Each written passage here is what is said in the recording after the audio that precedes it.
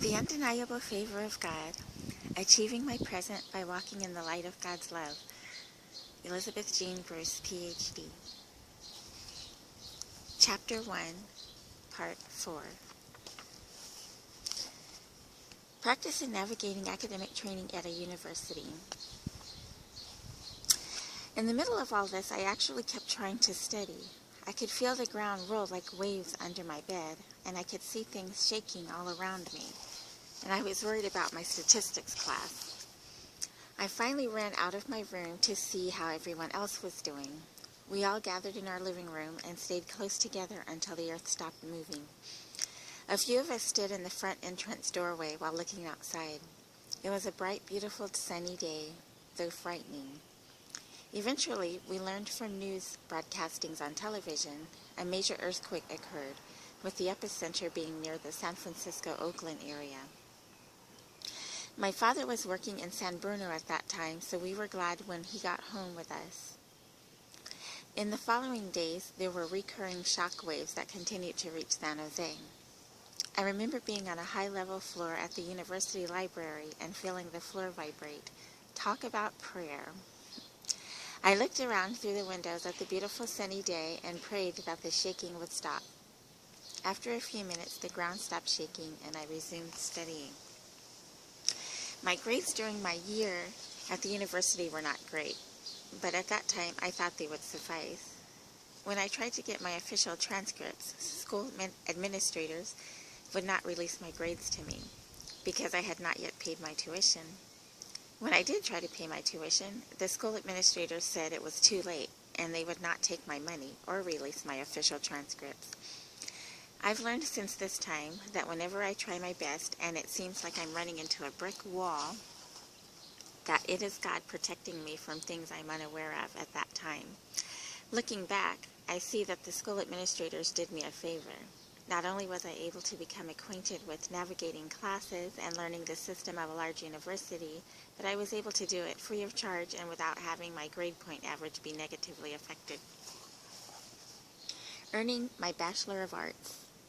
Eventually, our family moved to Sacramento, California, where I attended California State University, Sacramento.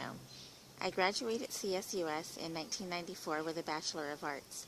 I majored in psychology and minored in communications. My fieldwork advisors in the Department of Psychology nominated me for 2 awards.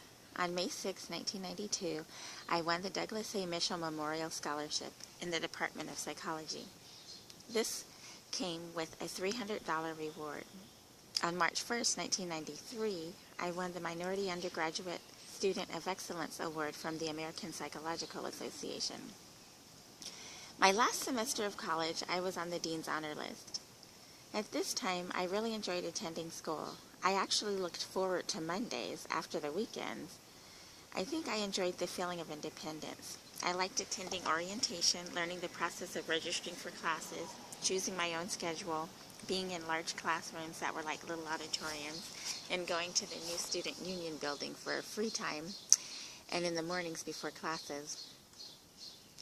In order to stay aware of current events and be able to discuss them in class or with family, friends, and acquaintances, I would usually get to school early in the mornings and watch the Today Show with Bryant Gumbel before going to class. I made a few close friends at CSUS with whom I sat in class and some who I enjoyed spending time with outside of class. I continued to use the CSUS library a few years after graduating. I had library privileges as an alumnus. Library privileges came in handy during graduate school when I was doing research while at home in Sacramento. While I attended CSUS, my fieldwork advisors treated me like family. I had 2 main advisors. One was the senior advisor, and the other was mentored by him while she mentored me. I enjoyed talking to and working with both of them. Had they not informed me of and encouraged me, I would not have applied for the awards I won during my time at CSUS. As part of my application for the Douglas A. Mitchell Memorial Scholarship, I was required to write a brief paper discussing my dreams for the future.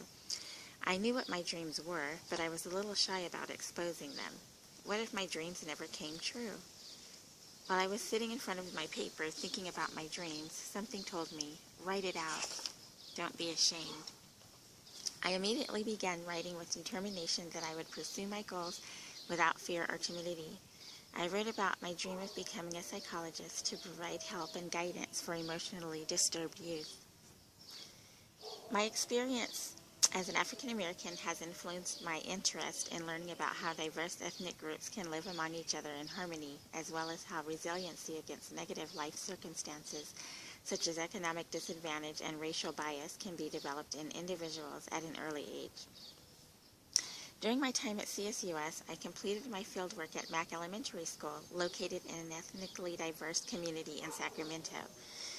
As I observed graduate students who were working and conducting research studies there, I learned about conflict resolution, and I was able to sit in and on counseling sessions with students. After my fieldwork at Mack Elementary, I was able to gain fieldwork experience working with children at St. Hope Academy, an after-school program for inner-city students.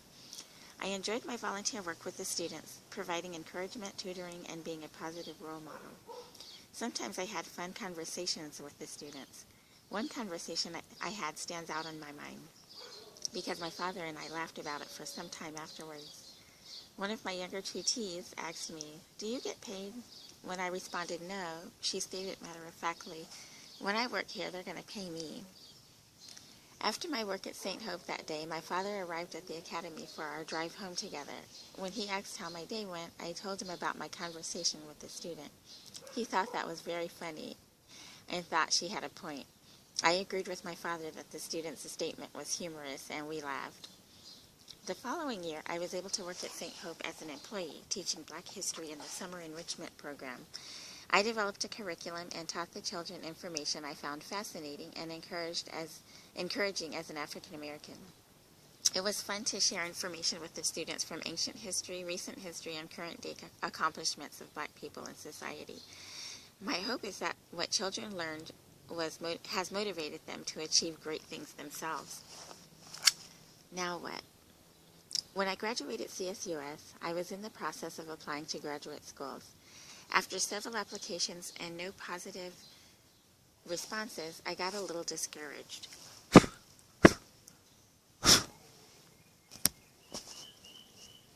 Once my sister went with me to an interview at a school in Pasadena, California. The trip was a nice adventure, even though I was not accepted into the school program. One of the incidents that made that trip memorable was a comic moment with my sister after a disappointing interview. I was interviewed by a panel of staff, and I was asked what well-known psychologists inspired me. I mentioned two people who inspired me, one of which was not a psychologist. Suddenly, one of the members on the panel responded rather rudely, "He's not a psychologist." I was taken aback, and though I was able to complete my interview, I don't think I was able to establish a very good rapport with any of the panel members. I felt distraught when I met my sister in the waiting room. She was reading a book that my mother had loaned her. I sat down next to her in a chair and told her about what had transpired. Utilizing newly discovered concepts she had learned from her reading and reciting the title of the book, my sister encouraged me, "You have to embrace your pain." Immediately, the intensity of my pain decreased, and I laughed hysterically, receiving my sister's advice. I asked if I could look through the book she was reading for a few minutes. Through my sister, God almost instantly eradicated all of my personal pain associated with the interview. I was really glad to have such help so readily available at the precise time I needed it.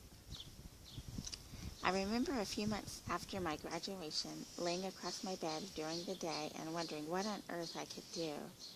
Just as my mind began to spiral into sadness, the Lord spoke to me and said, "Get up and find a job." I immediately got up from my bed and started thinking about what kind of job I could qualify for that would prepare me for further career in psychology. I informed my mother and father, who encouraged me. I searched the newspaper for jobs that I could be interested in and found a job that was perfect for me. It was working as a counselor in a group home for adolescent girls. The requirement was a bachelor's degree, exactly what I had. I was excited to gain further experience that would help me in my goal toward becoming a clinical child psychologist. During my work at the group home, I learned a lot of important things that helped me mature my thinking and in my skills working with young people. I gained empathy for young people who had experienced tragic events and were trying to live life as best as they could. As a mentor, I was able to develop a rapport with the girls, and I brought a few girls to church events on my own and attended several church services with the group home as a whole. There were a few times when crisis situations arose, but God helped me to be a part of the staff team that remediated these situations. Once during a crisis situation, I was standing by the bed of one of the girls. I began praying. The girl in crisis looked at me and said, while laughing, "Are you praying?" I responded, "Yes, I'm praying." She smiled and seemed to calm down after that.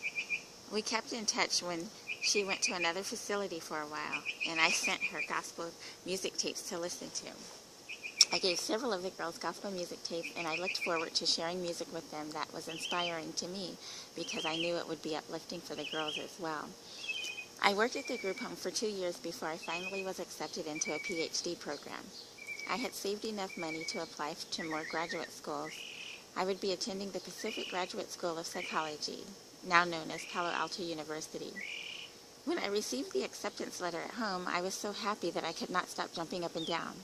I would stop jumping for a few minutes, and then I would start jumping up and down again. I was in the family room, and my mother and father were in the kitchen, which is adjacent and open to the family room. I told them the news while I was jumping, and they were smiling and happy for me. I could not believe it. I was finally going to graduate school for my Ph.D. in clinical psychology.